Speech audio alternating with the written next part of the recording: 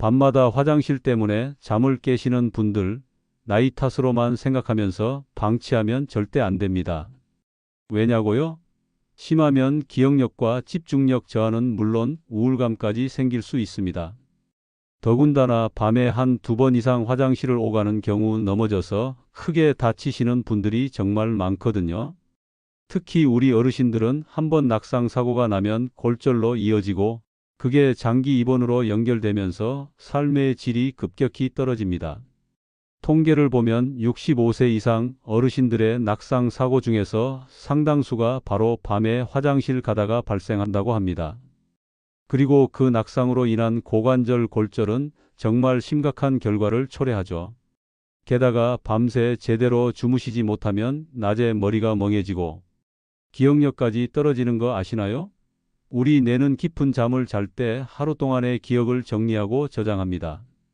그런데 밤에 자꾸 깨면 이 과정이 제대로 이루어지지 않아요. 그러니까 점점 깜빡깜빡하는 일이 많아지고 집중력도 떨어지는 겁니다. 분명 자기 전에 화장실 다녀왔는데 왜 새벽만 되면 또 마려운 건지 한번 깨고 나면 다시 잠들기도 힘들어서 뒤척이다가 결국 아침까지 설치게 되시죠? 그래서 아침에 일어나면 자는 것보다 더 피곤하고 온몸이 무겁고 머리가 멍하기도 합니다. 이게 하루 이틀이 아니라 매일 반복되면 정말 힘드실 겁니다. 낮에도 계속 졸리고 의욕도 떨어지고 우울한 기분까지 드시죠. 그런데 오늘 제가 이 문제를 확실하게 해결할 방법을 알려드리겠습니다. 약 없이도 병원 가지 않고도 충분히 좋아질 수 있는 방법들입니다. 안녕하세요. 저는 20년 넘게 진료해온 가정의학과 전문의 김정훈입니다. 대학병원과 개원가에서 오랜 시간 진료하면서 정말 많은 어르신들을 만났습니다. 제가 이 주제로 영상을 만들게 된 이유가 있습니다. 외래 진료를 하다 보면 정말 많은 어르신들이 밤마다 화장실 때문에 깨는 걸 그냥 당연하게 여기시더라고요. 진료실에 들어오셔서 다른 증상들은 걱정하시면서도 밤에 화장실 가는 건 그냥 스쳐 지나가듯 말씀하세요. 나이 드니까 다 그렇지 뭐 하시면서 말이죠. 그런데 제가 자세히 여쭤보면 대부분 밤에 3, 4번씩 깨신다는 겁니다. 심한 분들은 5번까지도 깨세요. 그러면 수면 시간이 총 6시간이라고 해도 실제로는 제대로 숙면하시는 시간이 3시간도 안 되는 겁니다. 이게 얼마나 힘드실까요? 더 안타까운 건 이분들이 이걸 그냥 참고 지내신다는 겁니다. 고칠 수 없는 거라고 생각하시는 거죠. 나이가 들면 당연한 거니까 받아들여야 한다고 생각하세요. 하지만 전혀 그렇지 않습니다. 이건 충분히 개선할 수 있는 문제거든요. 저는 의사로서 20년 넘게 일하면서 정말 많은 환자분들이 작은 생활 습관, 변화만으로도 훨씬 나아지는 걸 봤습니다. 약을 쓰지 않고도 말이에요. 그런데 문제는 대부분의 분들이 그 방법을 모르신다는 겁니다. 병원에 오셔도 시간이 부족해서 자세히 설명드리기 어려울 때가 많고 또 병원에 올 정도로 심각하게 생각하지 않으시는 분들도 많으세요. 그래서 저는 이 영상을 통해서 더 많은 분들께 알려드리고 싶었습니다.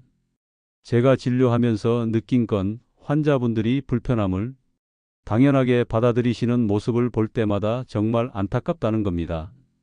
특히 어르신들은 참는데 익숙하시잖아요. 평생 열심히 사시면서 자신보다 가족을 먼저 생각하고 작은 불편함쯤은 그냥 넘어가시려고 하세요. 하지만 이건 작은 불편이 아닙니다.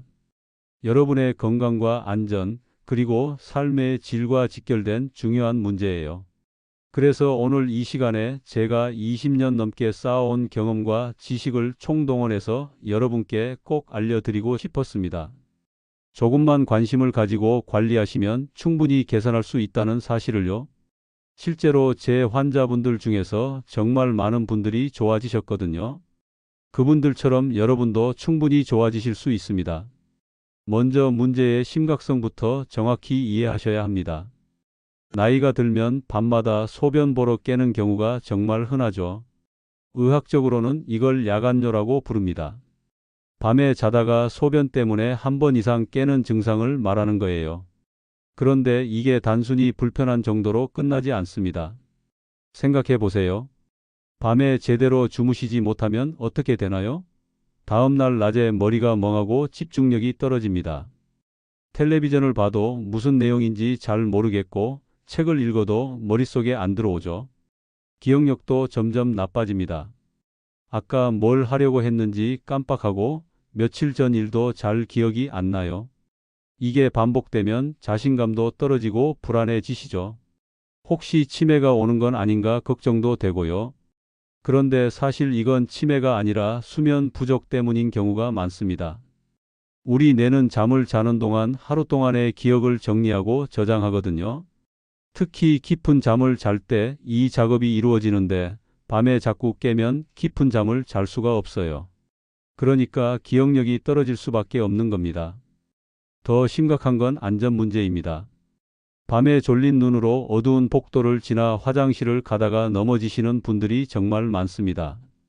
특히 우리 어르신들은 뼈가 약해져 있어서 한번 넘어지면 골절로 이어지는 경우가 많아요.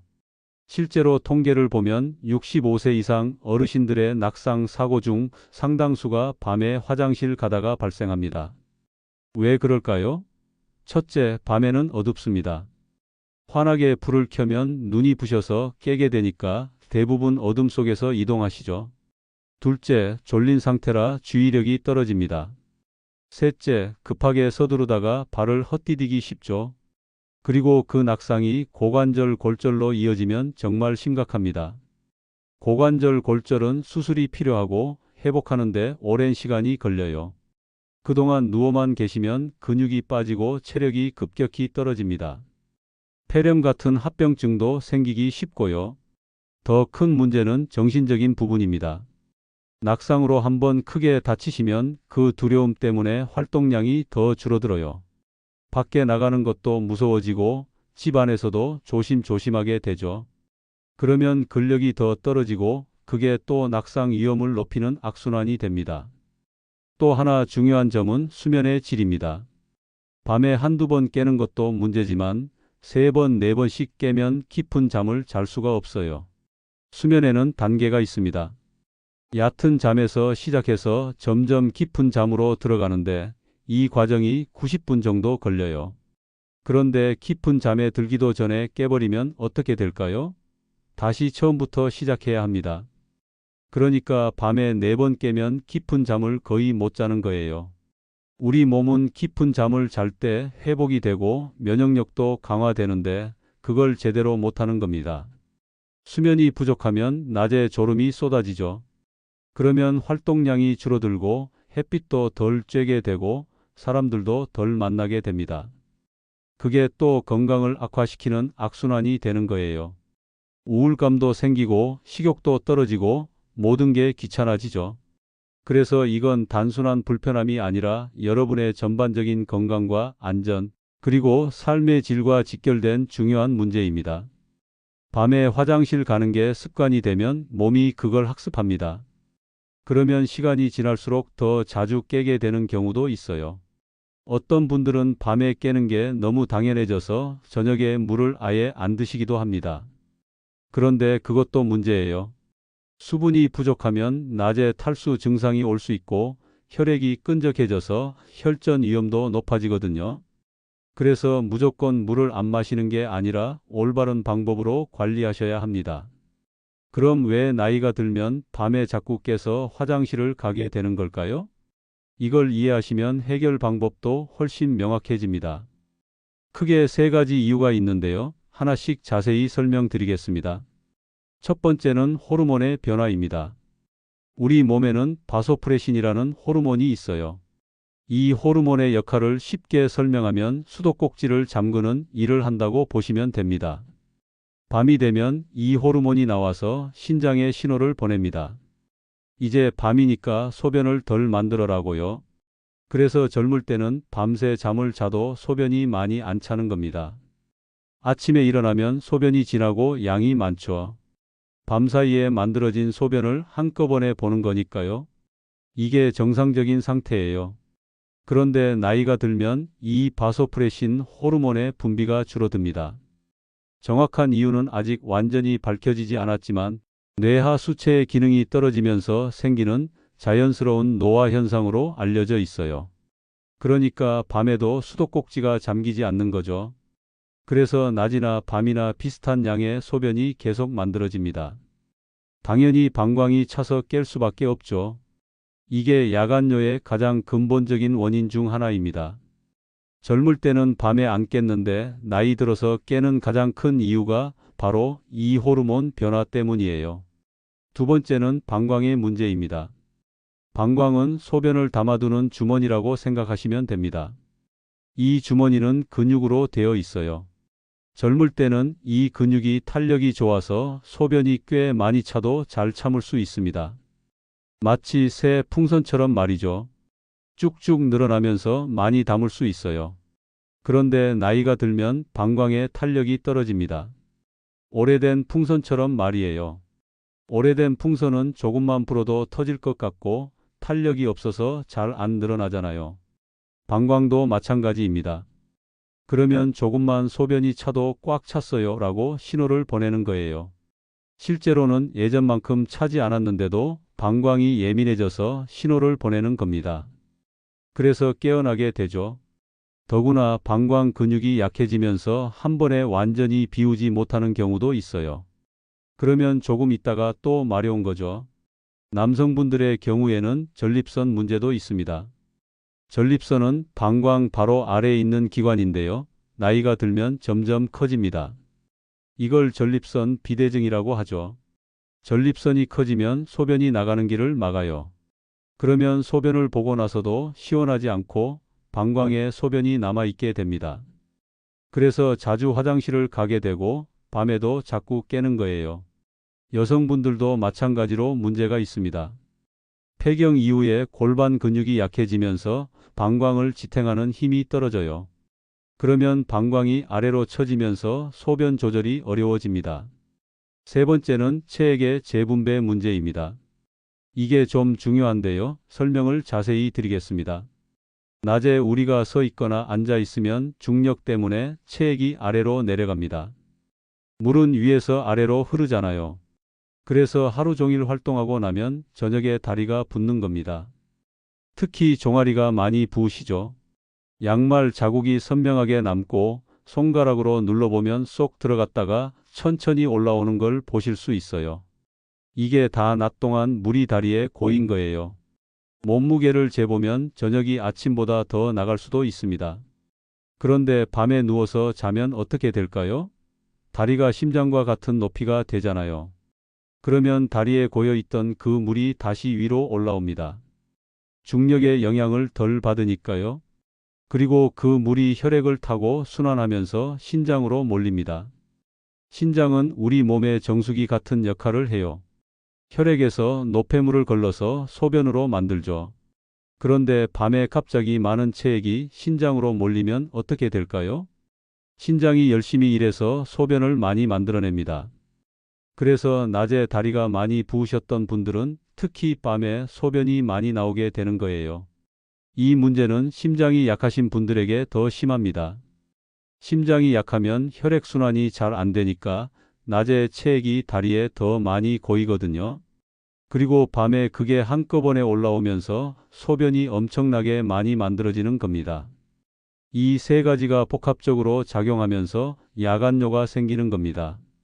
그러니까 이건 나이가 들면서 자연스럽게 일어나는 신체 변화이긴 하지만 관리할 수 있는 부분이 분명히 있다는 거죠. 특히 세 번째 체액 재분배 문제는 생활 습관으로 충분히 개선할 수 있어요.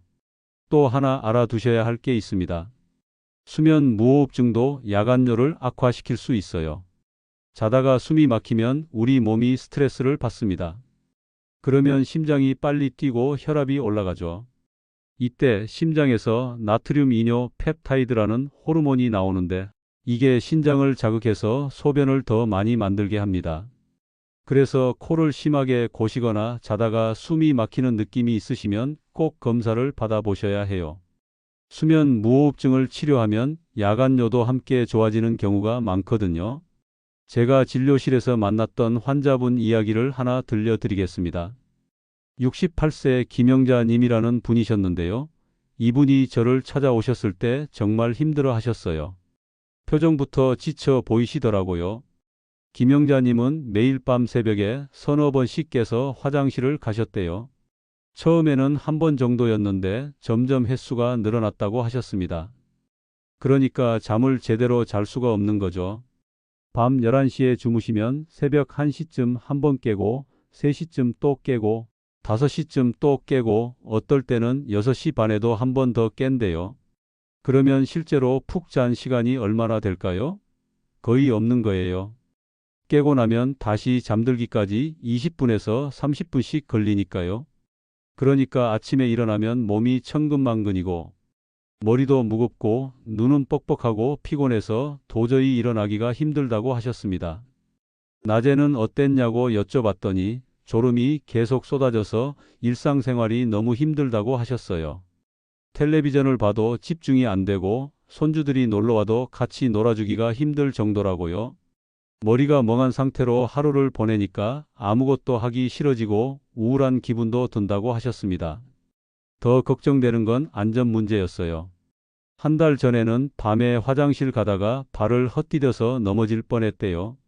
다행히 벽을 잡아서 크게 다치진 않았지만 그 이후로 밤에 일어나는 게 무섭다고 하셨습니다. 그런데 소변은 마려우니 어쩔 수 없이 가야 하고 그게 정말 스트레스라고 하시더라고요. 처음에 상담을 하면서 생활 습관을 자세히 여쭤봤습니다. 김영자님은 평소에 목이 자주 마르신다고 했어요. 그래서 물을 자주 드셨는데 특히 저녁에 텔레비전 보시면서 물을 많이 드신다고 하셨습니다. 자기 전에도 목이 마르면 한 컵 정도는 꼭 드신다고 하셨죠. 커피도 좋아하셔서 하루에 3잔 정도 드신다고 했어요. 아침에 한 잔, 점심 먹고 한 잔, 그리고 저녁 식사 후에도 한 잔 드신다고 하셨습니다. 과일도 좋아하셔서 저녁에 수박이나 참외 같은 걸 자주 드신다고 하셨고요. 그리고 낮에 활동을 하시고 나면 종아리가 많이 붓는다고 하셨습니다. 저녁이 되면 양말 자국이 선명하게 남고 다리가 무거운 느낌이 든다고요. 한 번은 손가락으로 눌러봤는데 쏙 들어갔다가 한참 있어야 올라왔다고 하셨어요. 이 이야기들을 들으면서 저는 문제가 뭔지 파악할 수 있었습니다. 첫째, 저녁 늦은 시간에 수분 섭취가 많았어요. 둘째, 카페인을 저녁에도 드셨죠. 셋째, 다리 붓기가 심한데 관리를 전혀 안 하고 계셨습니다. 이 세 가지만 개선해도 충분히 좋아질 수 있겠다고 생각했어요. 그래서 저는 김영자님께 몇 가지 습관 교정을 제안했습니다. 첫째, 저녁 늦은 시간에 수분 섭취를 줄이기로 했어요. 자기 2시간 전부터는 물을 마시지 말고 정목이 마르시면 입만 살짝 헹구는 정도로만 하라고 했습니다. 대신 낮에 충분히 물을 드시라고 했죠. 아침, 점심, 저녁 식사 때와 오후까지는 자유롭게 드시되 총량은 비슷하게 유지하라고요. 둘째, 커피는 오후 3시 이후로는 드시지 말라고 했습니다. 아침하고 점심 먹고까지는 괜찮지만 저녁 커피는 끊으시라고 했어요. 대신 저녁에는 따뜻한 보리차나 물을 드시라고 권했습니다. 과일도 수박이나 참외처럼 수분이 많은 건 저녁에는 피하시라고 했고요. 셋째, 오후 시간에 다리를 30분 정도 올리고 계시라고 했습니다. 소파에 누워서 쿠션이나 베개 위에 다리를 올려놓으시면 된다고 설명했어요. 그리고 낮에 외출하실 때는 압박 스타킹을 신어보시라고 권했습니다. 김영자님은 처음에는 반신반의 하셨어요. 이런 걸로 좋아질까요? 하시면서요. 그런데 약을 쓰지 않고 할 수 있는 방법이니까 일단 한번 해보시겠다고 하셨습니다. 저는 최소 2주는 꾸준히 하셔야 효과를 보실 수 있다고 말씀드렸어요. 그렇게 해서 2주 후에 다시 오시기로 했는데 김영자님이 예약일보다 일주일 먼저 전화를 하셨어요. 너무 좋아져서 감사하다고 전화를 주신 거예요. 3주 정도 지났을 때 직접 오셨는데 표정이 완전히 달라져 있으셨습니다. 밤에 한두 번 정도만 깨고 깨더라도 다시 금방 잠들 수 있다고 하셨어요. 그러니까 아침에 일어났을 때 개운하고 낮에도 머리가 맑고 활력이 생겼다고 하셨습니다. 손주들하고도 같이 놀아줄 수 있게 됐고 집안일도 훨씬 수월하게 할 수 있다고 하시더라고요. 특히 다리를 올리는 게 정말 도움이 됐다고 하셨어요. 처음에는 귀찮아서 안 하려고 했는데 한번 해보니까 다리도 가벼워지고 좋더래요. 그래서 매일 오후 2시쯤 되면 눕혀서 30분씩 다리를 올린다고 하셨습니다. 그랬더니 저녁에 다리가 덜 붓고 밤에 소변도 덜 마렵다고 하셨어요. 김영자님은 지금도 1년에 한 번씩 정기검진을 받으러 오시는데 여전히 잘 유지하고 계세요. 가끔 여행을 가거나 모임이 있어서 늦게까지 계시면 그날 밤은 조금 더 깬다고 하시지만 평소에는 밤에 한 번 정도만 깨신대요. 삶의 질이 정말 많이 좋아졌다고 하십니다. 자, 그럼 이제 여러분이 실제로 어떻게 하면 되는지 구체적으로 말씀드리겠습니다. 아주 실용적이고 바로 적용하실 수 있는 방법들이에요. 먼저 피해야 할 습관부터 보죠. 첫 번째, 저녁 늦은 시간에 수분 섭취를 줄이셔야 합니다. 이게 가장 기본이고 가장 중요해요. 자기 2시간 전부터는 물을 최소화하세요. 예를 들어 밤 11시에 주무신다면 저녁 9시 이후로는 물을 거의 드시지 않는 겁니다. 그런데 목이 마르시면 어떻게 하냐고요? 입만 살짝 적시는 정도로만 하시면 됩니다.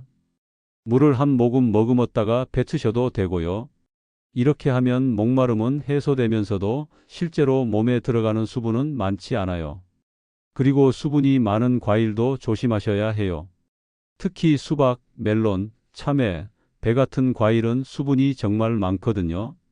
이런 과일들은 낮에 드시는 건 좋지만 저녁 늦게 드시면 밤에 소변이 많이 나올 수밖에 없습니다. 같은 이유로 국물이 많은 음식도 저녁 늦게는 피하시는 게 좋아요. 두 번째, 카페인과 알코올을 조심하세요. 커피는 물론이고 녹차, 홍차, 콜라에도 카페인이 들어 있습니다. 이런 음료들은 이뇨작용을 해서 소변을 더 많이 만들어요. 또 카페인은 방광을 자극해서 소변이 더 자주 마렵게 만들기도 하죠. 그래서 오후 3시 이후로는 카페인 음료를 마시지 않는 게 좋습니다. 저녁 식사 후에 커피 한 잔 드시는 게 습관이신 분들이 많으신데 이걸 따뜻한 보리차나 옥수수차로 바꿔보세요. 처음에는 허전하실 수 있지만 금방 적응하십니다. 맥주 같은 술도 마찬가지예요. 술은 이뇨작용도 하고 수면의 질도 떨어뜨립니다. 처음에는 술을 마시면 잠이 잘 오는 것처럼 느껴지지만 실제로는 얕은 잠만 자게 되고 자주 깨게 돼요. 그래서 저녁에는 술을 피하시는 게 좋죠. 세 번째, 자극적인 음식을 저녁에는 줄이세요. 맵고 짠 음식은 갈증을 유발합니다. 그러면 물을 많이 마시게 되고 그게 결국 밤에 소변으로 이어지는 거죠. 저녁 식사는 가능하면 담백하게 드시는 게 좋아요. 이제 하면 좋은 습관들을 말씀드리겠습니다. 첫째, 수분은 낮에 충분히 드세요. 오해하시면 안 되는 게 저는 물을 아예 마시지 말라는 게 아니에요. 하루에 필요한 수분은 충분히 드셔야 합니다. 다만 그걸 낮 시간대에 채우라는 거죠. 아침 일어나서 한 잔, 아침 식사 때 한 잔, 오전에 한두 잔, 점심 식사 때 한 잔, 오후에 한두 잔 이렇게 드시면 됩니다. 그러면 저녁 6시쯤까지는 하루 필요한 수분을 다 채우실 수 있어요. 그리고 저녁 식사 때 반 잔 정도만 드시고 그 이후로는 최소화하는 겁니다.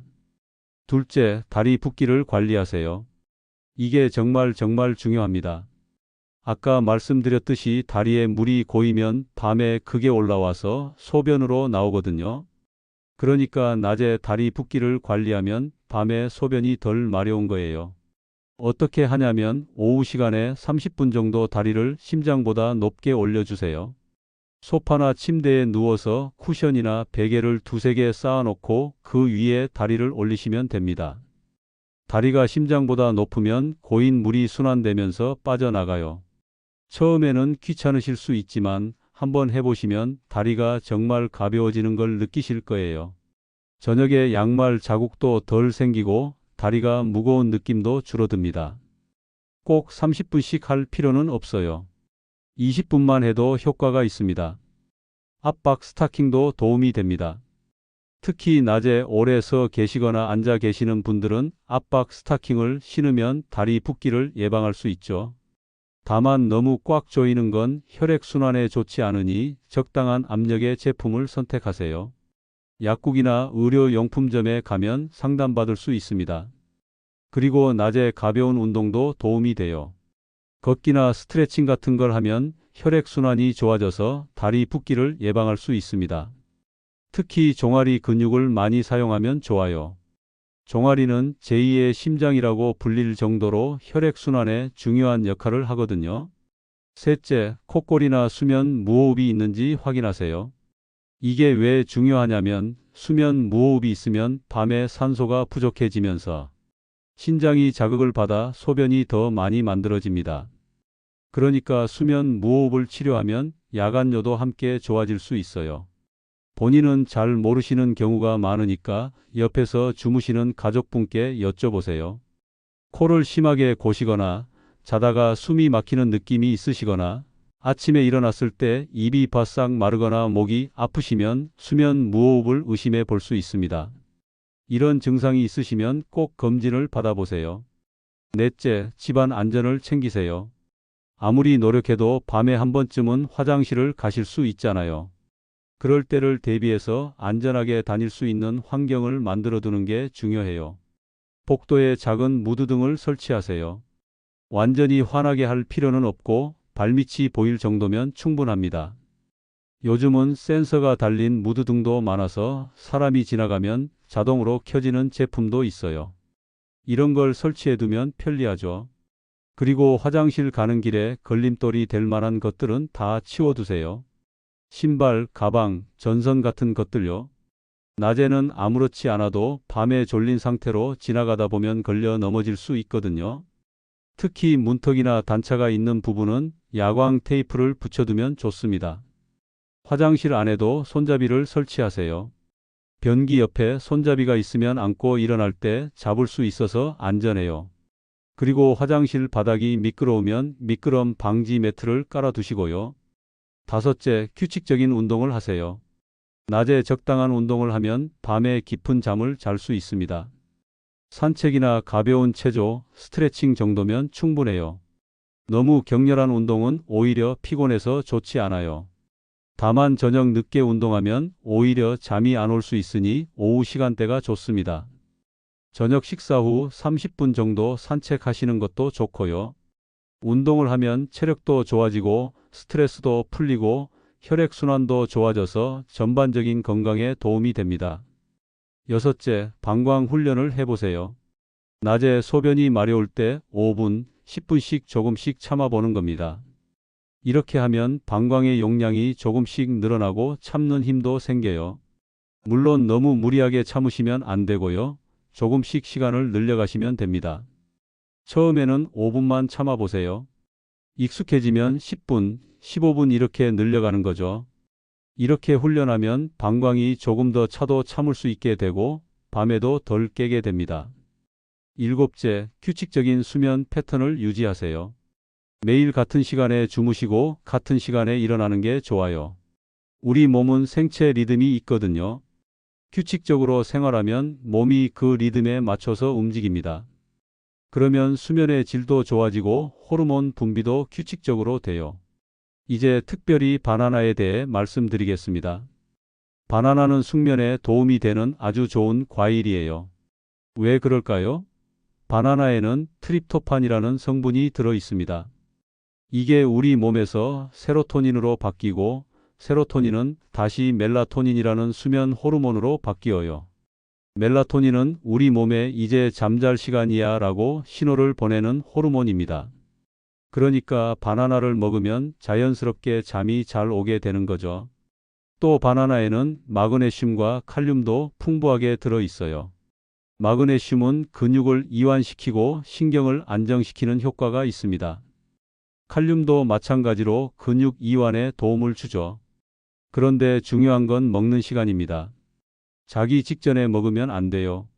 왜냐하면 소화 부담이 되고 바나나에도 수분이 있어서 오히려 소변이 마려울 수 있거든요.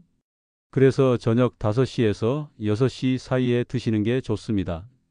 저녁 식사 후에 후식으로 드셔도 되고 아니면 저녁을 가볍게 드시고 바나나로 보충하셔도 됩니다. 잘 익은 바나나 1개 정도가 적당해요.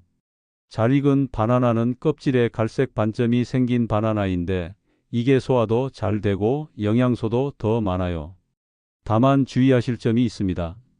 당뇨가 있으신 분들은 바나나의 당분 때문에 혈당이 올라갈 수 있어요. 바나나 한 개에 당이 꽤 많이 들어 있거든요. 그래서 당뇨가 있으시면 혈당을 체크하시면서 드시거나 아니면 반 개 정도만 드시는 게 좋습니다. 그리고 신장 질환이 있으신 분들은 바나나의 칼륨 때문에 문제가 될 수 있습니다. 신장이 안 좋으면 칼륨 배출이 잘 안 되거든요.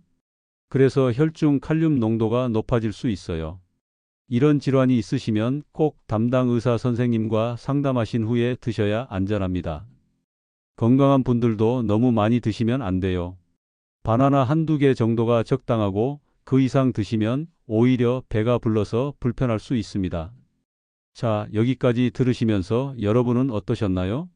혹시 밤에 몇 번이나 깨서 화장실을 가고 계신가요? 한 번 정도는 괜찮지만 두세 번 이상이라면 꼭 관리가 필요합니다. 오늘 제가 말씀드린 내용들이 여러분께 도움이 되셨으면 좋겠어요. 오늘 제가 말씀드린 습관들 중에서 어떤 것부터 시작해 보실 건가요? 그리고 이미 이런 방법들을 실천해 보신 분들이 계시다면 경험담도 꼭 공유해 주세요. 어떤 방법이 가장 효과가 좋았는지, 얼마나 걸려서 좋아지셨는지, 어떤 변화가 있었는지 말씀해 주시면 다른 분들께도 큰 도움이 되고 용기가 될 겁니다. 댓글로 함께 나누어 주세요. 자, 오늘 내용을 정리해 드리겠습니다. 밤마다 화장실 때문에 깨는 건 단순히 불편한 게 아닙니다. 이건 여러분의 수면의 질, 기억력, 그리고 무엇보다 안전과 직결된 중요한 문제예요. 한번 넘어져서 다치시면 회복하기가 정말 어렵고 그게 또 다른 건강 문제로 이어질 수 있거든요.